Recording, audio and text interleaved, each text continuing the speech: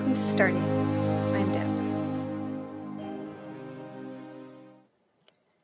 This episode is going to focus on the idea of from noise to knowledge, how we find truth in climate conversations. I realized recently that I spend a lot of time building resources and learning experiences, talking with people about the work that they're doing in the world to help them learn for climate action. Part of this work assumes that we all have knowledge, right? And we do. Every one of us has some kind of knowledge. We get it from our everyday experiences. We get it from the things we learn as we move along in life. We also collect it from people in different forms, reading, writing, oral traditions, like arts. We get it from everywhere in our lives. But equally important to having knowledge is actually to figure out how we trust different forms of knowledge. And so because we get so much information in the modern world, we actually have to start to think about how are we making sense of that? How are we trusting where it's coming from? How are we figuring out what of it is useful in our everyday lives, in our communities, in our work lives, our home decisions, things for our families. And so we need to sort out that abundant information and get it down to stuff that is meaningful, is accurate, and that we can use to make good, solid decisions for now and on into the future. This episode is going to really deal with that idea of knowledge and how we make sense of all of that. And it's going to get a little bit into our beliefs and values, though a later episode will dig more deeply into that. But there is a connection between our beliefs and values and knowledge in the world. So we'll kind of explore all of that. It's going to be in 3 parts, this episode. The first is climate knowledge systems, which sounds really technical, but isn't. It's just some language and getting clear how people learn, how knowledge moves in the world. The second is going to be around climate change in the information era, sort of information age. That's really related to the idea of like the just abundance of knowledge availability that we're having and how we make sense of that. And then the last is moving from this idea of overload to clarity, like what are the ways that we can do that? And I'm going to focus on a particular idea that's come up more recently in research literature called catalytic cooperation. And so we'll kind of dive into that too. All right, so let's get started.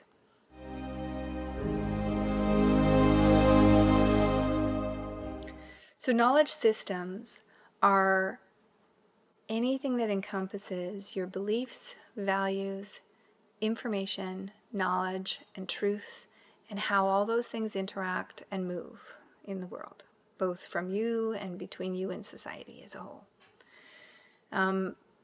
So we're in a little bit of a paradox when it comes into climate change in the context of knowledge systems, because often what we understand about the world around us influences what we care about and how we act. But at the same time, what we care about influences how we understand the world around us. So literally our beliefs and our values, those things that define what we care about, shape how we understand knowledge, how we process information. And then again, that information shapes how we move and change and act in the world. So that is a challenge, because in the space of climate change where there's so much contested information out there in the world, like how do we handle that? It's this like reinforcing situation. And to complicate that, many of us live in echo chambers where we're only hearing information or knowledge shared by people who are similar to our own understandings, our own beliefs and value systems. So we're not really getting the full breadth of what we could. And that's important from an innovation perspective, from a, just more different thoughts on a project generally find new solutions and ways to make better decisions. So we're in this dilemma of how we learn. When we think about this, sometimes another sort of complicating challenge is that our beliefs and our values, those are things we hold personal, hold dear, right? And because of that, not everybody wants to start questioning their beliefs or values. And so they get into conflict, they push back. And that conflict is understandable because those beliefs and values are usually shaped by our cultural, our social or moral grounding. And so when we're confronted by something that doesn't mesh with our values or beliefs, then we feel like at a very central core level conflict. And so we push back on that information.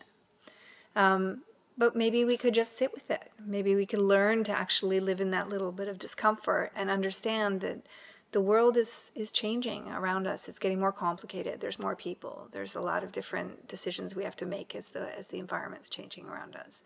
So maybe the beliefs and values that we had originally aren't as big as they need to be in terms of the set of values or how we're applying them into the world. They need to shift a little bit.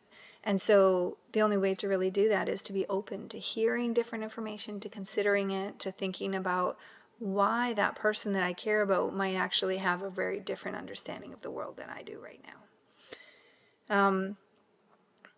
So we use these beliefs and values to help process information, to build knowledge, and then from that to decide what we think is true in the world. Oddly enough, the idea of truth is often seen as something that is in the world, not debatable, absolute, and independent of beliefs or opinion. But the reality is that as we process information and different knowledge and all of this coming at us, we process it through the lens of our beliefs and our values. And so it's all information is filtered that way. And knowledge is also created that way. So there's always bias in the world. When climate change, we have the challenge that there is bias in the world in climate data too. It's a human creation, right, to create climate knowledge and information. So there's absolutely bias in it. But how do we minimize this bias and create enough shared understanding of what we're seeing in the world so that we can make decisions, okay? Because there is sort of reality, every lived day understandings of knowledge. We send people to the moon. We solve diseases. We cure diseases. We solve engineering problems. Like knowledge has real world applications. So too does it in climate change. We can see real world understandings of what's happening around us and think about those mechanisms and understand what to do about it. It's not going to be perfect because it's all a human activity filtered through these values and beliefs. But we're trying to get to these shared experiences. What are the collective understandings that we can agree to so that we can make some steps forward? Okay. And this is usually about how we understand information and knowledge as evidence. Okay. Evidence is a form of information. It's mixed up with our values and beliefs too. But the difference about evidence is that evidence we usually share in a collective sense. So you can't have a single person come up and say this is evidence. That's generally opinion.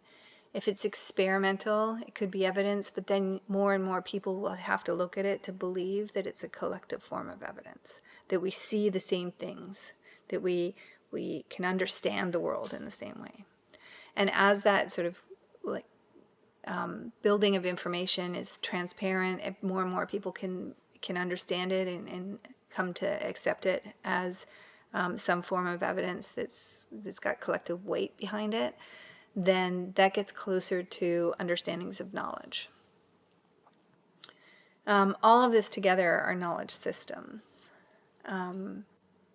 As we think about knowledge in climate change, there are knowledge systems that have been advanced, well, easily since 1992, but many of them have existed since time immemorial in history of just looking at the way the world changes around us. Farmers have been doing it since humans were agricultural.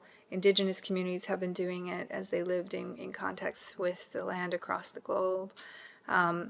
All of those are forms of evidence that we understand about how the climate around us controls our environment, supports our food systems, helps us move in the world in safe ways. And those systems have become more refined as the climate has started to change, because we've been trying to like monitor those changes and understand what implications they have for humanity, so we can try to manage it and get ahead of it, to reduce the harm to human life, human property, resources, ways of being, so that we can manage this transition well. One of the ways that we think about this are these big communal sources of information, and knowledge that is built on that information.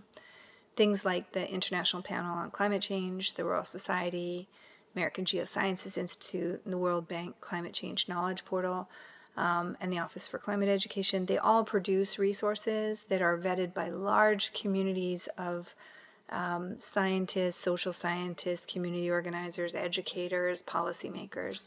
And all of these resources together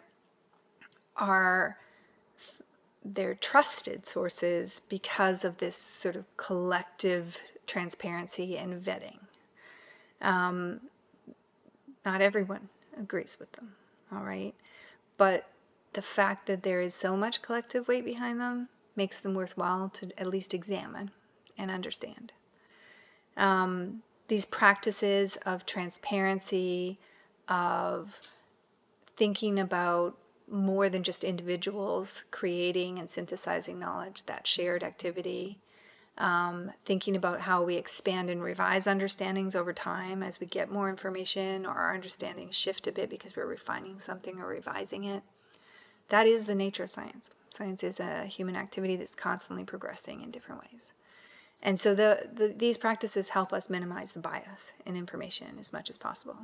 A single person saying something is potentially an innovator in a field, but until they actually get a little bit more transparency and a collective understanding of why something is the way it is, it doesn't really become part of the collective knowledge set.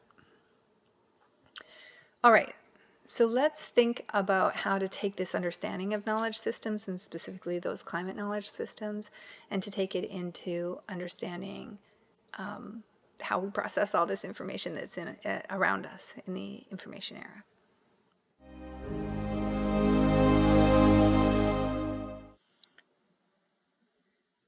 When we think about knowledge and information, I feel comfortable saying that all knowledge reflects human experiences in the world, but not all of it is reflective of the larger collective understandings of truth. Or is it helpful in dealing with the lived realities of climate change, regardless of what you understand to be true? So there are things that I hold as true. I'm actually a deeply superstitious person. It has to do with my beliefs and my upbringing and the way I was raised. So even though I'm a scientist and a very rational thinker in so many ways, I have some beliefs that don't seem to have a large sort of shared thing. And that's okay, but because they don't have ramifications for, global policy decisions. So it's fine. They're local to me. And what we need to do is we need to start thinking about how are we thinking of these more complex understandings? How are we building knowledge together across large landscapes and geographies in such a complex thing as global climate change, in times when, binaries aren't working for us? It's not good or bad, any particular climate action, any policy decision. It's not necessarily, it's a spectrum of things. Knowledge is constantly emerging. So we have all this complexity, and it's messy, messy, messy, all right? So added into that mix, we also actually have different forms of knowledge that are problematic, knowledge practices that are really problematic. Things, you hear them in the media all the time. So misinformation, disinformation, malinformation, rumors, fake news, conspiracy theories, exaggeration, clickbait, echo chambers, and social media amplification. And so any of these, you can look them up there, you can do a Google search on them or whatever, and you can start to explore what those are. I've included some resources in the blog around sort of thinking about those ideas. And I really like the framework that the Canadian Centre for Cybersecurity provides on different categories of information quality. So they talk about valid, inaccurate, false, and unsustainable information. So 4 different categories. And I find those really helpful. They're found in the blog, and you can kind of dive into them. As you start to think about this different way of understanding what information is coming at you, you can also start to think about how you're defining as sifting information. Is it coming from a reliable source for you? Is it misleading in any way? Is it complete, or is it a partial story? Is it something that's actually intentionally trying to mislead you because there's an underlying motive? You can see that sometimes with economic motives, that people are telling partial truths or falsehoods because they're trying to lead people in a particular direction economically. It's beneficial financially for them. So, and then, that unsustainable information issue is the tricky one we get into quite often in social media, where you can't really confirm or disprove something. It's just an opinion that's out there, and there's really no evidence one way or the other to support it or disprove it. And so that's really difficult to engage with that kind of information because it's not really shareable, right? Yeah, you have to go back to a basic belief and just accept it. And at that point, it's not something that we can actually just expect the next person down the road would accept. So just because one person says it doesn't make it true to everyone around them. And so we have to be able to share information in ways that help us see why things are true. The great thing about information in a democratic society is that it should be free to share. It's good to learn from each other. And we're trying to seek not only to reaffirm our own beliefs, values, and knowledge, but we're also trying to grow and shift from such learning. We're trying to learn from each other and make better decisions collectively, right? We're not in a win-lose situation like you'd hear in the media all the time. That's just not what we're doing. We're actually trying to make better social decisions for all of us. It's kind of cool because I didn't realize this, but when I went to write this blog, I was like, there must be some kind of right to information. And, I've seen a lot of information starting to disappear in some places because of politics, and that really concerns me because information seems like it should be a right. So I dug around on this, and it turns out that internationally, the Declaration of Human Rights states that everyone has the right to freedom of opinion and expression. This right includes freedom to hold opinions without interference and to seek, receive, and impart information and ideas through any media and regardless of frontiers. I had no idea that was in the Declaration of Human Rights. So that was kind of cool. And some countries, like in Europe, the European Convention of Human Rights have restricted that a little bit. They've not restricted it, they've kind of qualified it because that right kind of intersects with other rights. So they have put some constraints on it that right is true, except where what did they say here? Except where things are related to the necessary in a democratic society in the interests of national security, territorial integrity or public safety, for the prevention of disorder or crime, for the protection of health and morals, for the protection of the reputation or rights of others, for preventing the disclosure of information received in confidence, or for maintaining the authority and impartiality of the judiciary. So that was actually kind of reasonable. Like when I looked at that, I was like, okay, that seems good. It shouldn't be okay that we can express hate. Like, granted, we have to come to some understanding socially of what that means, right? It shouldn't be okay that we can say things that cause harm to others, I've had friends in the climate space where they've said things, and because they are speaking their truths into the world around climate, other people are threatening their lives. That's happening more and more and more. That should not be the case. Why is that okay? So we're having some challenges in the climate space in those ways. Um, in the US, we actually have a First Amendment of the Constitution that allows us a diversity of beliefs and ways of sharing our thinking. It states that Congress shall make no law respecting an establishment of religion or prohibiting the free exercise thereof, or abridging the freedom of speech, or of the press, or the right of the people peaceably to assemble and to petition government for a redress of grievances. So I thought that was really interesting because it really does deal with how people are sharing their thinking. And it's often talked about as freedom of speech, and it's a highly valued right. There's lots of discussion, of course, around the boundaries of that right, just as there is about the UN Declaration of Rights efforts around knowledge and information sharing. But those are things that we can debate in a democratic society and find ways forward. But we put them in those documents because we value them. We want them to be those basic things by which we make decisions collectively. That is not the same everywhere in the world. China, for instance, limits knowledge transmission and sharing in a variety of ways, as do many other countries. So we always need to be vigilant about how we're protecting those rights for information access and knowledge sharing in critical ways, because they are a foundation upon which democratic societies work.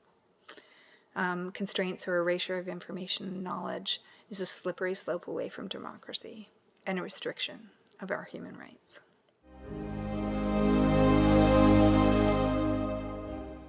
All right, so now let's talk a little bit. The last thing I wanted to talk about is this weird idea called catalytic cooperation. Kind of love it now that I dug into it a little bit, but hopefully I can make some sense of it. So in decisions related to climate action, we often have these conflicting beliefs, and that happens, okay?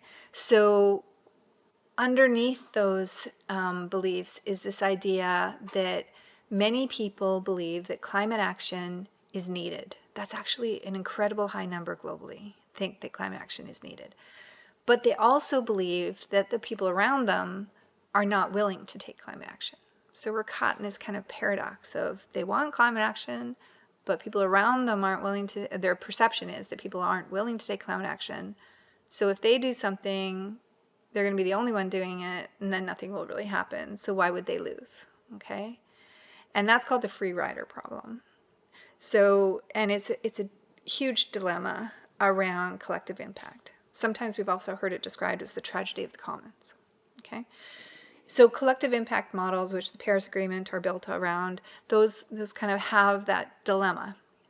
There is evidence actually showing that regardless, collective impact work is beneficial to be moving with at a global level. And certainly at a local level. We'll get back to that in a future episode. But there's another way that we can think about climate action at larger scales. And it's called this idea of catalytic cooperation. And basically it changes the game. It changes incentives, okay? So instead of saying you have to act because I'm going to regulate it and we're going to make rules that everyone has to do it through things like the Paris Agreement, instead, our collective goals, which is often what the Paris Agreement is about. Instead, catalytic cooperation works around this idea that not everyone is impacted the same by different climate actions. And because we're not all impacted the same, sometimes there's incentives inside particular climate actions to do that work, right? We see that with the solar industry, okay? So the solar industry had internal incentives to kind of dive in and do that innovation, and they've built in a huge industry out of an action that also is beneficial largely toward climate mitigation efforts, okay? Every solution has its dilemmas, but it definitely reduces greenhouse gas emissions in particular ways. So one of the things that catalytic cooperation has at its root is this idea that there are ways that if we cooperate, in early innovators cooperate, that they can actually have benefits for themselves. And these incentives or benefits foster new innovations.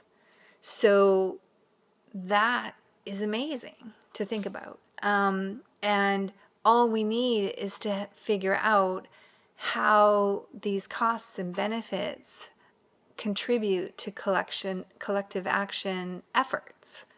And how the increasing returns that different people can get from doing these early innovations might reduce cost and increase benefit of actions overall. So all of this to say that one of the things that catalytic cooperation can do is it can think about how do we create small clusters of people working on specific action sort of arcs, for the better way of describing it, so that we can start to think about movement toward these large global goals, but more rapid and versatile and dynamic, kind of emergent ways of doing it. So we see many, many examples of this. And most of catalytic cooperation is in small clusters of unilateral cooperation that leads to increased returns for those involved in tipping points toward climate action. And they're often framed in things called catalytic institutions. So examples of catalytic institutions are things like Bloomberg Climate Initiatives, C40 Cities, the Building Green Collaboratives, Local Government for Sustainability, the ICLEI work, Green Sports Lions. They're really cool, some of the things they're doing.